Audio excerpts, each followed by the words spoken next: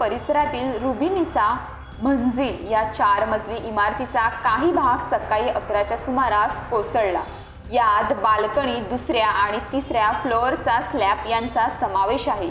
ही खूप जुनी इमारत होती, ती जीर्ण झाल्याने ही दुर्घटना घडली। सकाळी 11 वाजण्याच्या सुमारास झालेल्या दुर्घटनेत एका महिलेचा मृत्यू झाला तर तीन जण जखमी झाले आहेत। सकाळची वेळ असल्याने परिसरात नागरिकांची ये-जा सुरू होती। अचानक काही समजण्याआधीच इमारतीच्या बाल्कनीचा भाग कोसळला। त्यावेळी काही जण अडकल्याची भीती व्यक्त करण्यात आली होती।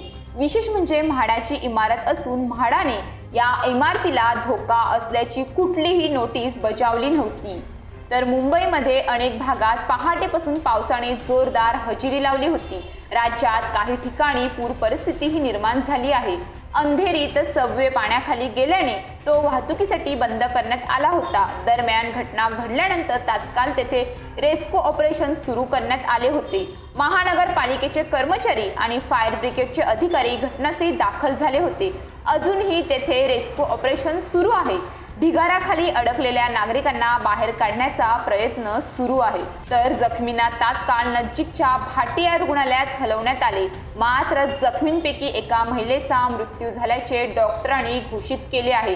तसेच अन्य तिघांवर रुग्णालयात उपचार सुरू आहेत। दरम्यान 7 ते 8 रहिवासी इमारतीच्या 4थ्या मजल्यावर अडकले होते। त्यांनाही सुरक्षित स्थळी हलवण्यासाठी अग्निशमन दलाचे जवान प्रयत्न करीत आहेत।